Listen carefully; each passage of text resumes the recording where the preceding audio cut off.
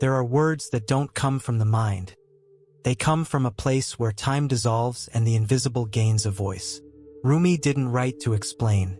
When you listen to Rumi, you are meeting that which created you. Maybe you've felt this lately. A quiet restlessness, as if something precious is calling you back. You look around, try to do more, be more, achieve something that fills the emptiness, but everything still feels distant, as if the life you feel is rightfully yours is far away. But what if what you long for is already waiting for you, in a field of reality that responds to your vibration, not your efforts? What is given by God doesn't need to be earned, only received. Listen the way Rumi listened, with an open soul, with a quiet body, with a heart surrendered to what cannot be seen. Because what is yours is already moving toward you. You only need to be present enough to receive it. Before any form, there was vibration. Before vibration, there was intention. And before intention, there was silence. In that original silence rests the whisper of the divine, the vibration that touches the inner space where the real happens. Rumi called that whisper the beloved. He wasn't speaking of a figure. He was speaking of a presence, a field of intelligent love that doesn't impose itself, but draws you in. It is behind every moving leaf, every pain that awakens, every impulse you feel toward a greater life. This whisper doesn't come to teach, it comes to remind. You may have believed that your reality depends on choices, actions, or external logic. But the world you see is not a territory to be conquered. It is a reflection of what you vibrate. Reality doesn't respond to what you want, but to what you are when no one is watching. Rumi invites us to listen to what is within. The universe doesn't respond to force, but to resonance. Your true power is not to make things happen, but to become one with what has already been dreamed by God in you. True desire doesn't come from the ego, it comes from the soul. It's not a lack, it's a memory.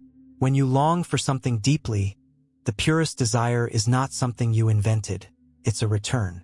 A vibrational memory of something that, on some level, is already real.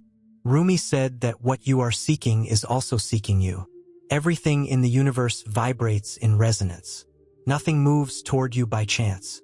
If you feel a true pull toward a reality, whether it's peace, love, expression, abundance, it's because that reality is already pulsing somewhere in your energy field, and it wants to manifest just as much as you want to live it.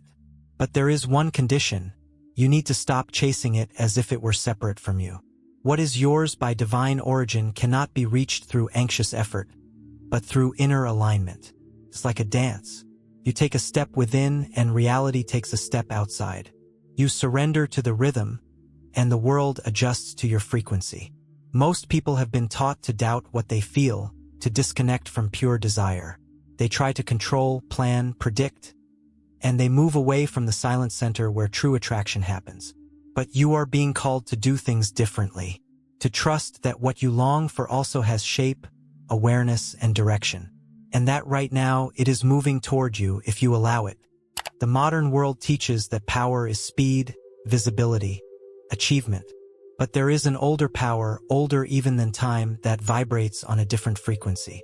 This power doesn't rush. It waits. It doesn't react. It observes.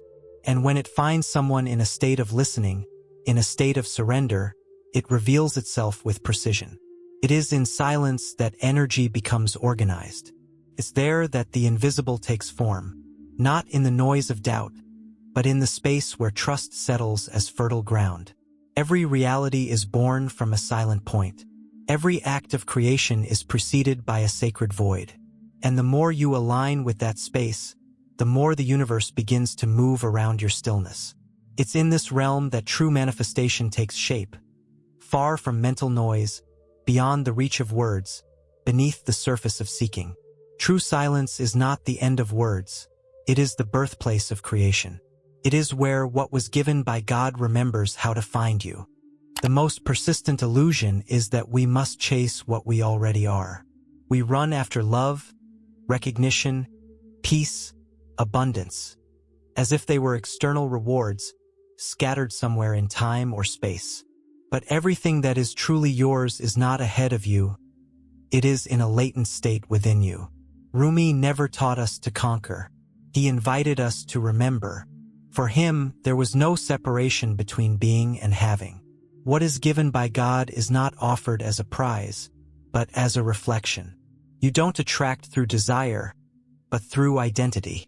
The world responds to the frequency of your being, not the force of your pursuit. That's why many times you can do everything right. Think positively, act with intention, align with goals, and still feel like something is missing. This happens because you are still searching with the eyes of the character, not with the heart of the creator. The frequency of creation does not respond to the one who chases. It bends to the one who is. When you become what you desire, the universe has no choice. It reflects through resonance. That's why the key was never to run. The key is to embody, to become, and that doesn't require forced effort, but true presence. You don't attract what you want. You attract what you are when you stop pretending to be something smaller than the consciousness that lives in you. Rumi understood that the outer world is not separate from us. It is a response, a reverberation, a consequence of our inner landscape. Everything you experience is an energetic extension of what you carry, even unconsciously. The heart is like a mystical lens. It projects outward everything you hold within, with love or with fear. Reality reveals, with precision, the frequency you've forgotten to listen to. The external world is just a messenger, never the enemy. But this mirror does not respond to words. It isn't influenced by empty promises or by affirmations made without presence. It responds to real vibration, to felt emotion. When you begin to look inward with sacred honesty, the mirror begins to change. Change the reflection in your heart, and the world changes with you. Not because it suddenly decided to be better, but because it's finally seeing who you truly are. Rumi said, "You were born with wings. Why prefer to crawl through life? Every time you forget your origin, you limit the movement of energy. You try to attract with the mind what can only be accessed through being. But when you remember, not as a concept, but as a state, energy flows like a river that knows its path. There is intelligence behind energy. It is not blind, nor random. It responds precisely to the consciousness that calls it. And that consciousness only emits its true frequency when it aligns with the memory of its center. When you remember, even for a moment, who you are beyond roles, beyond fears, beyond stories, the energy responds. There is no manifestation without identity. The universe does not offer experiences by chance. It organizes realities around the essential vibration you hold. That's why more important than what you want is who you believe you are. Because it is from that point that the field builds your outer landscape. This remembrance is simpler than it seems. It doesn't require effort, but willingness. Willingness to release the masks, to stop defining yourself by wounds, traumas, or inherited narratives. Remembering who you are is an act of return. It's like lighting a candle in a dark room. The light doesn't fight the shadow. It simply reveals what has always been there. The universe places gifts in the hands of those who remember they already hold everything. Rumi understood that delay is an illusion created by the calculating mind, not by the soul that knows. In this process, time is not an obstacle, it is a rhythm. It arranges your inner steps until you are ready to carry what you asked for, not just with your hands, but with your vibration. Long before you could put your desire into words, it had already been recognized in a plane where time does not exist. In the subtle realm, where everything is energy before it becomes form, manifestation begins with the silent impulse of the heart. And when that impulse is true, it does not need validation. It has already been accepted. The universe doesn't wait for you to prove you deserve it. It only waits for the moment when you are present enough to realize that what you asked for is already drawing near. While you doubt, hesitate, question, the movement is still happening, but it becomes imperceptible, like the wind blowing toward a closed door. Manifestation does not depend on your anxiety or your hurry. It follows laws that do not bend to impatience. What is coming to you is already on its way, but only eyes that see with trust are able to witness it. The invisible reveals itself in the measure that you align with it. The world doesn't need to change for you to feel. You are the one who needs to feel so that the world can respond. Rumi was not a master who shouted about change. He whispered about centering. He knew that you don't change reality by chasing it, but by becoming a field so steady, so true, so silently magnetic that the universe has no choice but to respond. There is a force that doesn't need to move to transform everything around it. That force is stillness, and within it lies the greatest power of attraction that exists. Because when something remains deeply anchored in itself, everything in resonance will inevitably be pulled into its orbit. Stillness is not passivity. It is vibrational command. It is pure presence.